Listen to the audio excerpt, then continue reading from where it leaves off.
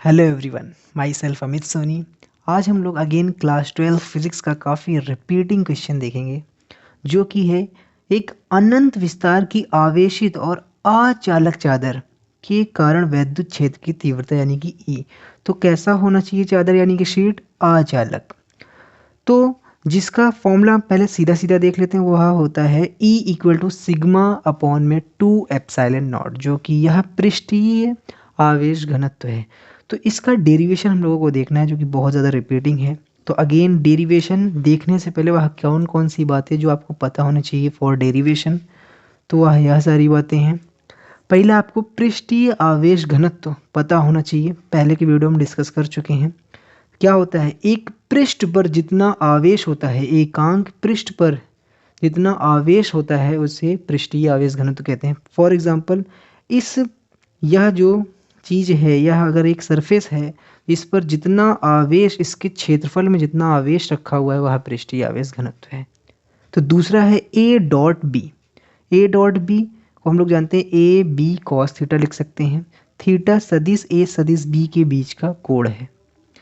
यदि सदिश ए और सदिश बी लंबवत होते हैं, यानी कि दोनों के बीच का कोण 90 अंश होता है, तो कॉस थीटा 90 होने के कारण ए डॉट बी का मान हमेशा 0 हो जाता है। तो दो लंबवत सदिश का डॉट प्रोडक्ट हमेशा 0 हो जाता है। तीसरा, क्षेत्रफल सदिश पता होना चाहिए। क्षेत्रफल सदिश क्या होता है? किसी भी सतह के, अगर आपको क्षेत्रफल सदिश निकालना है, तो किसी भी सतह के लंबवत और बाहर की ओर जो सदिश है, वह क्षेत्रफल सदिश हो जाएगा। अगला, आपको ये फॉर्मूला पता होना चाहिए। यह तो गॉस लॉ ही है, गॉस लॉ ही है। That is phi equal to Q divide by में एप्सिलॉन नॉट। और एक फ्लक्स और होता है close integration E dot D A. तो यह चीज़ आपको पता होना चाहिए। तो हम लोग अब डेरिवेशन स्टार्ट करते हैं।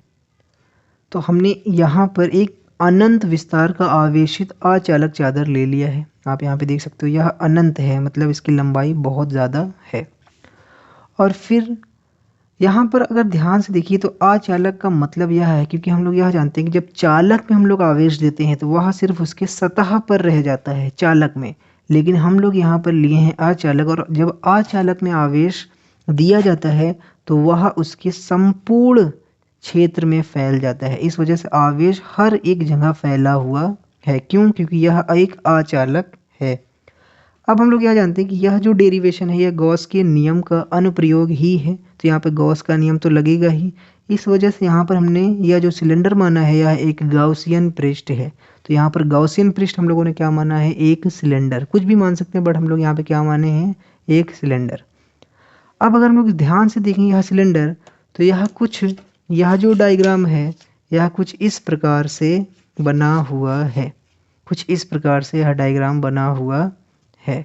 यह एक अनंत विस्तार आवेशित अचालक चादर है, यह शीट है, और यह गाउसियन पृष्ठ है, जो कि एक बेलन है।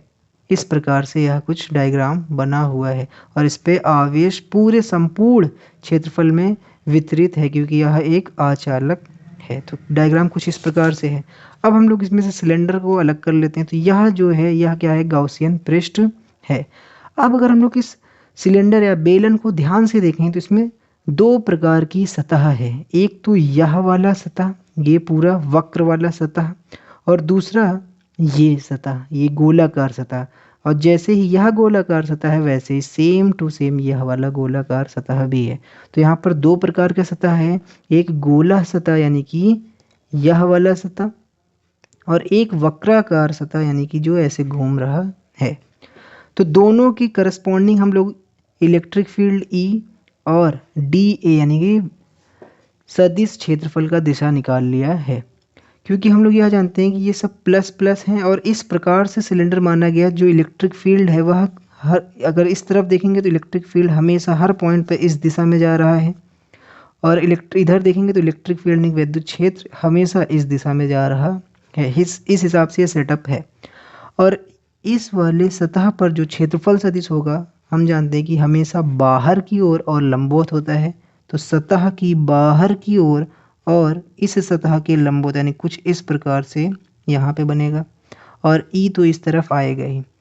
यहाँ पे भी वही सेम रूल, सतह के लंबवत और बाहर की ओर, सतह के लंबवत और बाहर की ओर यह भी क्षेत्रफल सदिश हो जाएगा।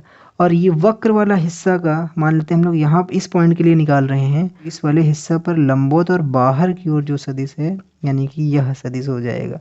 और ई तो हमेशा इस तरफ ही है, यहाँ पे जैसे ई इस तरफ वैसे यहाँ पे भी ई इस तरफ।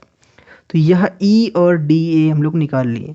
अब यहाँ पर हम लोग फ्लक्स का फॉर्मूला लगाएंगे, क्योंकि यहाँ पर दो प्रकार का हिस्सा है, एक यह हिस्सा है और वैसे ही बिल्कुल ये है, और दूसरा प्रकार यह है। तो हम लोग ये और ये पॉइंट के लिए फ्लक्स का सूत्र लगा देते हैं। फ्लक्स बराबर हम लोग जो कुल फ्लक्स लगाएंगे वो कहाँ कहाँ से आएगा। एक तो फ्लक्स आएगा इस गोलाकार भाग के कारण, इस गोले के कारण, प्लस एक फ्लक्स आएगा इस गोले के कारण, एक फ्लक्स आएगा इस गोले के कारण, और प्लस एक फ्लक्स आएगा इस वक्र के कारण, ये पूरे वक्र के कारण। तो एक फ्लक्स वक्र के कारण आएगा। तो इस प्रकार से कुछ आएगा। कुल जो फ्लक्स है एक यह गोला और एक ही एक कर्व वाला या वक्र वाला हिस्सा से आएगा। अब हम लोग यह जानते हैं कि यहाँ पर ई इस तरफ जा रहा है।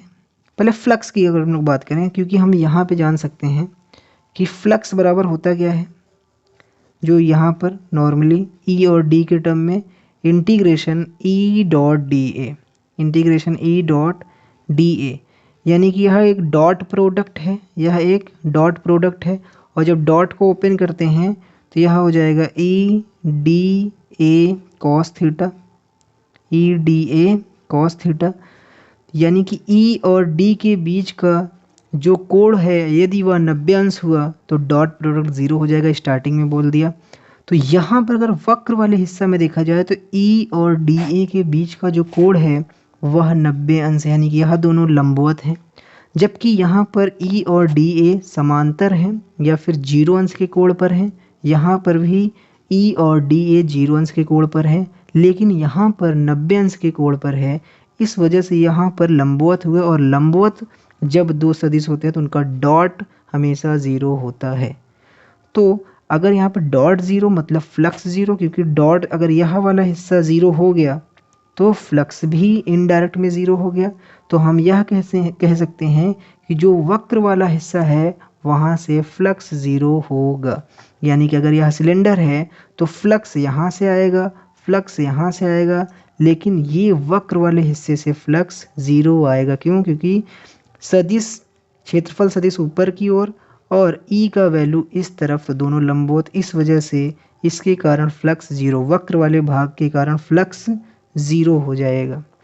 अब सिर्फ यह गोले और यह गोले के कारण बचेगा, तो लिख लेते हैं फ्लक्स को हम लोग ई डॉट डी ए लिख सकते हैं इंटीग्रेशन से, और बिल्कुल सेम यह भी हो जाएगा, क्योंकि इधर का क्षेत्रफल इधर का क्षेत्रफल हम लोग सेम माने हैं, तो यह भी हो जाएगा इंटीग्रेशन ई डॉट डी ए।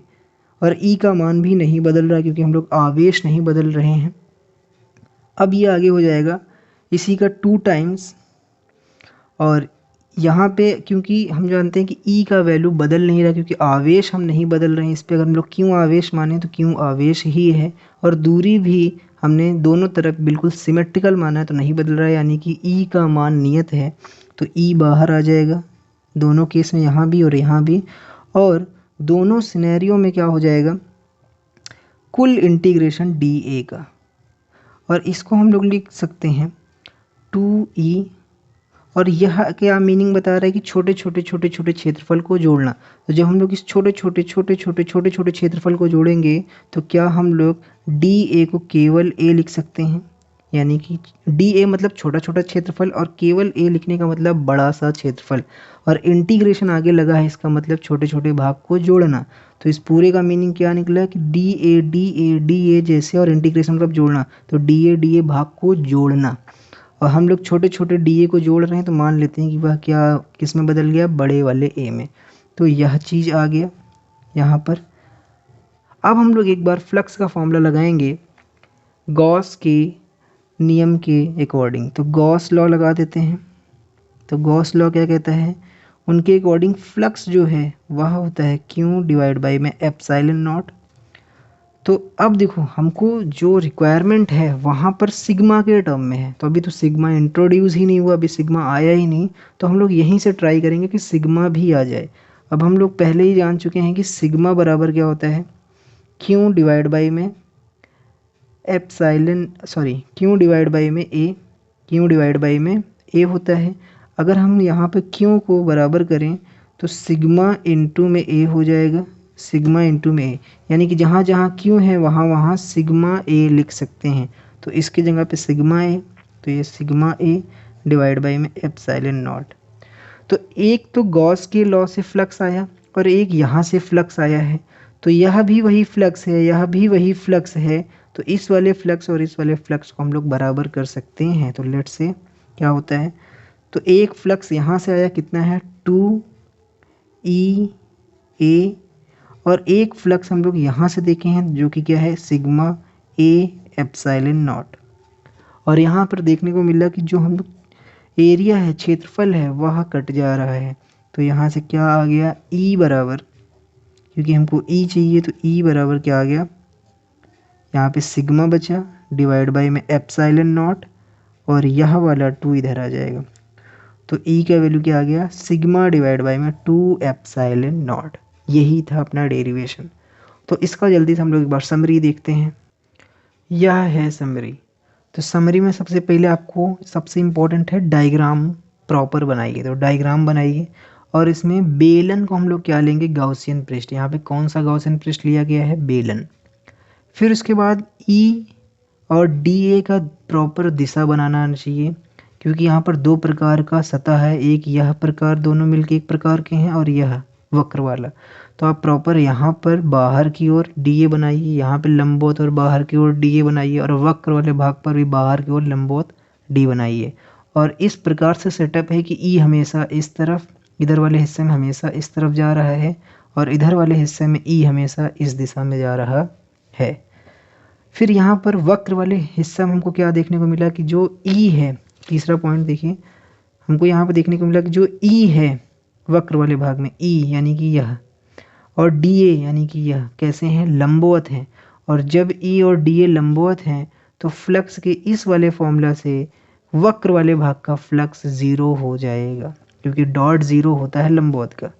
उसके बाद फोर्थ स्टेप है कुल फ्लक्स। जो हम लोग यहाँ पर कुल फ्लक्स निकाले हैं, ये गोले के कारण, ये गोले के कारण, और ये पूरा वक्र वाले भाग के कारण जो हम लोग कुल फ्लक्स निकाले, यानी कि 2EA, इसको बराबर करना है गॉस के नियम के फ्लक्स से। तो जो गॉस के नियम में जो फ्लक्स है उस वाले फ्लक्स से हमको यह वाला फ्लक्स बराबर करना है। तो गॉस का नियम यहाँ पे लगा दिया गया। गॉस का नियम क्या है, क्यू डिवाइड बाई में एप्सिलॉन नॉट, यही फ्लक्स होता है।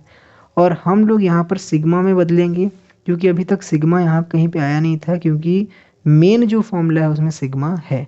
तो हम लोग सिग्मा को यहाँ पर चेंज कर लिए इस वाले फॉर्मूला से, sigma equal to q upon a, और यहाँ का फ्लक्स यहाँ के फ्लक्स से बराबर कर दिया।